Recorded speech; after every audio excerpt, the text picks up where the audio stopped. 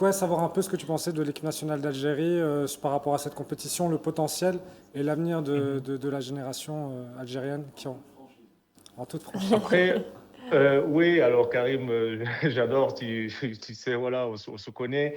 C'est vrai que pour moi, ça a été aussi une déception de voir l'Algérie sortir lors des quarts de finale contre le Nigeria.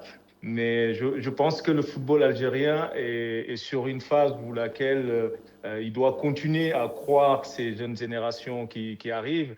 Et surtout, comme je l'ai dit, je pense que la fédération algérienne doit s'ouvrir à la porte aussi des entraîneurs locaux qui connaissent aussi le football algérien pour pouvoir permettre à l'Algérie de revenir sur le devant de la scène africaine parce que le talent est là. On a vu des joueurs algériens jeunes qui arrivent, qui tapent à la porte pour être titulaires. Il faudra le faire confiance, mais pour ça, je pense qu'il faut continuer vraiment à travailler avec des entraîneurs locaux qui fait qu'aujourd'hui, quand on regarde une demi-finale telle qu'elle est en Coupe d'Afrique avec quatre coachs qui viennent du continent, du Exactement. pays, c'est une fierté et je pense que l'Algérie doit juste continuer le travail avec des entraîneurs algériens qui connaissent le peuple, qui connaissent le pays pour faire confiance à cette équipe parce qu'il y a la Coupe du Monde qui arrive et je suis persuadé que l'Algérie peut faire quelque chose parce que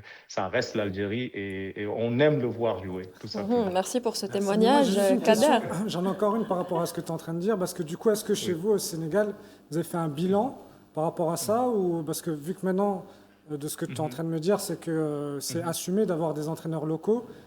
Est-ce qu'il y a eu pourquoi? Est-ce que c'est un bilan qui a été fait chez vous? Bah, le bilan a été fait parce que vous savez que avant 2021 ou 2022, le Sénégal n'a jamais gagné une CAN. Et nous, dans notre génération, on a toujours eu des entraîneurs étrangers, avec tout le respect que j'ai, mais ça n'a jamais marché. Et donc, la réflexion a été dit, on va faire confiance à nos entraîneurs locaux.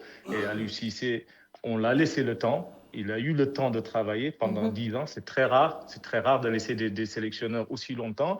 Il y a eu des échecs, mais on savait qu'en continuant à faire confiance, le travail et le projet, bah, finalement, aujourd'hui, le Sénégal réussit en tout cas à atteindre les objectifs qui ont été longtemps, longtemps espérés et rêvés.